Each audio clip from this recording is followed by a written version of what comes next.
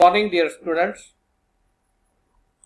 In this lecture we are interested to discuss about the inverting and non-inverting operational amplifiers. In last lecture we have seen about the output impedance, input impedance, slew rate and so on.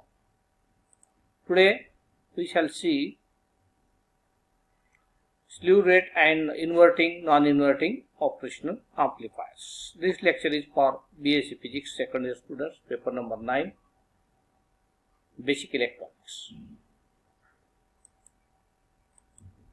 Slew rate of an operational amplifier. The output of an operational amplifier can only change by certain amount in a given time. This limit is called a slew rate of the operational amplifier. And although slew rate is not always mentioned, it can be a critical factor in ensuring that an amplifier is able to provide an output that is faithful representation of the input. Operational amplifier slew rate can limit the performance of a circuit. If the slew rate requirement is exceeded, it can distort the waveform and prevent the input signal being faithfully represented at the output if the slew rate is exceeded. In certain applications where speed is required and the output needs to change quickly, the slew rate of the operational amplifier can have a significant effect on the overall performance of the electronic circuit, and the design needs to accommodate this. In this way, the slew rate is important in case of speed only.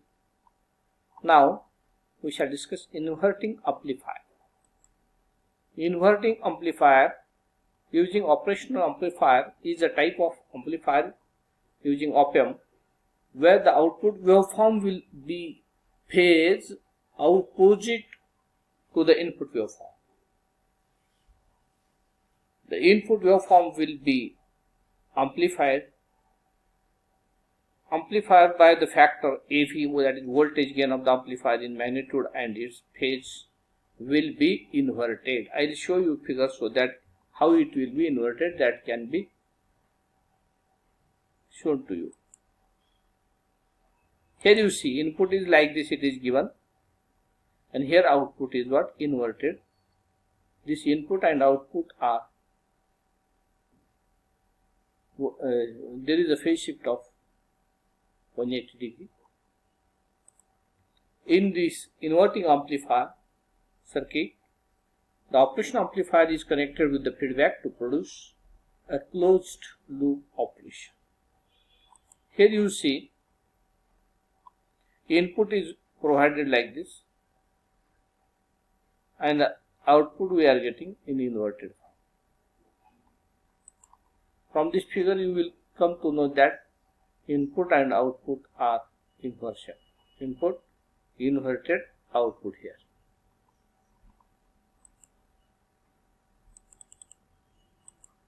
This is circuit diagram of operational amplifier, that is inverting amplifier.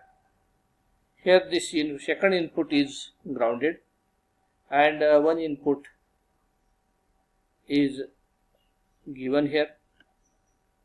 Here output we will get in the inverted form.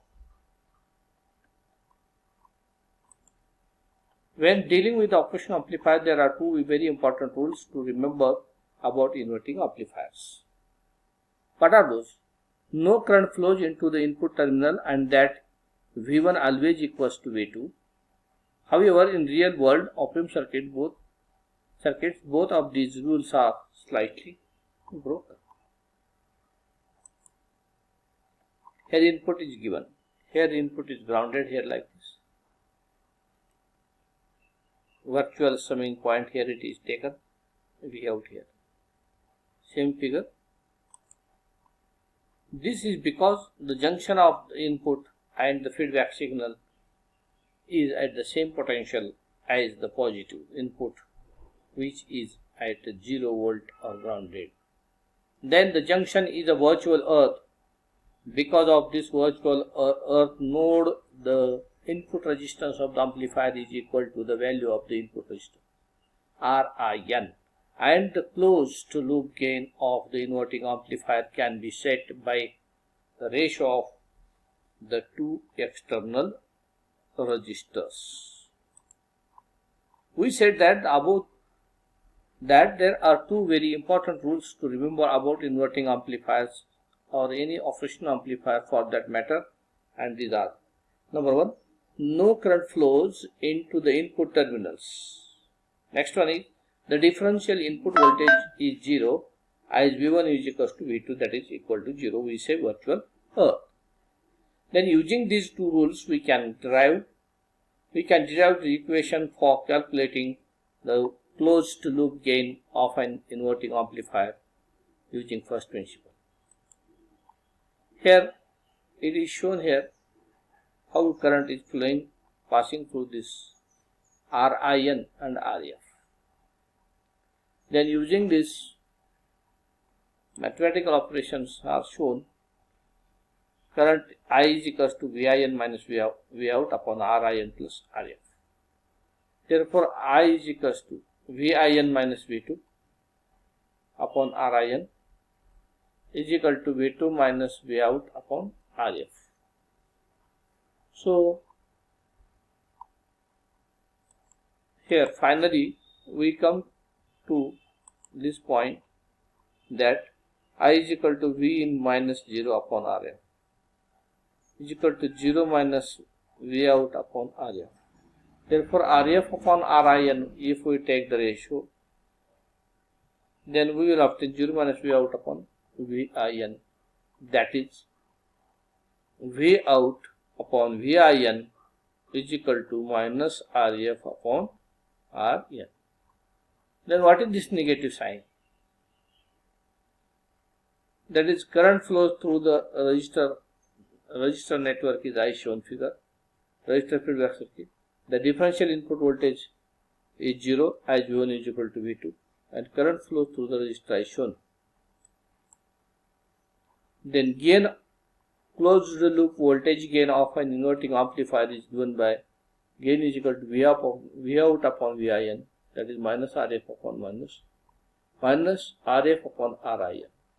That is V out is equal to RF upon RIN minus into VIN.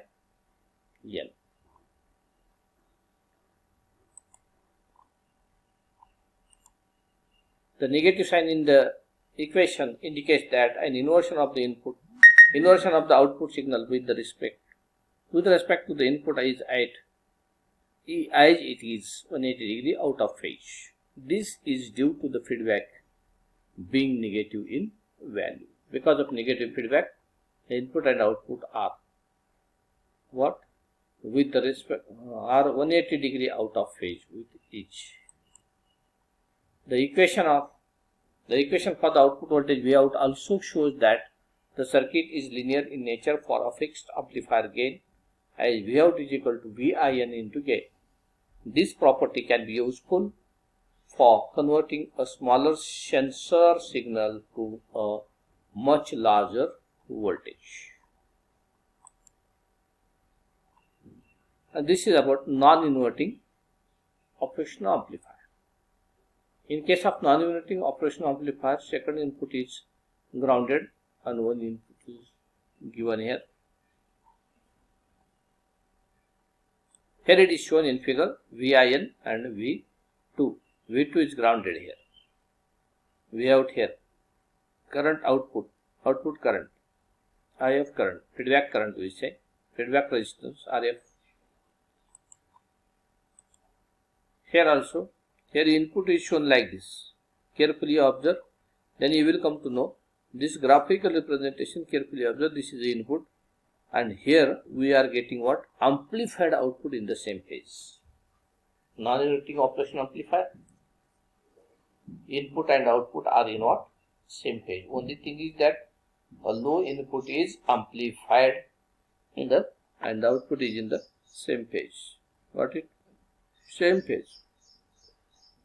There is no phase shift of any degree, zero phase shift. In this configuration, the input voltage signal is applied directly to the non-inverting input terminal which means that the output gain of the amplifier becomes positive in value and in constant. In contrast to the inverting amplifier circuit, we saw in the last tutorial whose output gain is negative in value. The result of this is that the output signal is in phase with the input signal.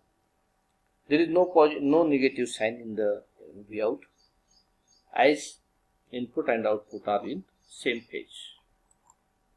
This closed loop configuration produces a non-inverting amplifier circuit with very good stability, a very high input impedance, Rin approaching to infinity, input resistance is infinite, and as no current flows into the positive input terminal, and a low output impedance, Rout is shown in figure below. Then formula is given: V1 is equal to R2 upon R2 plus Rf into Vout. Ideal summing point is V1 Vin. Gain is equals to Vout upon Vin. Voltage gain is equal to Vout upon Vin is equal to R2 plus Rf upon R2. Transpose to give AV is equal to Vout upon Vin is equal to 1 plus Rf upon R2.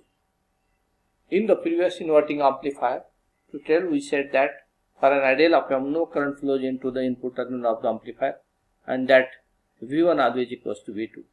This was because the junction of the input and the feedback signal V1 are at the same potential. In other words, the junction is a virtual earth summing point. Because of this virtual earth node, the resistors Rf and R2 form a simple potential driver divider network across the non-inverting amplifier with voltage gain of the circuit being determined by the ratios of R2 and Rf as shown below.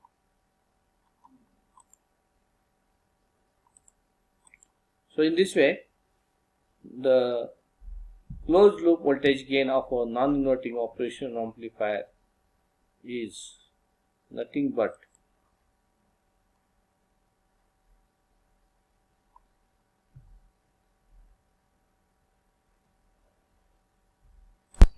in this way, in case of inverting and non-inverting operational amplifier, the difference is that in case of inverting op-amp, the input and output are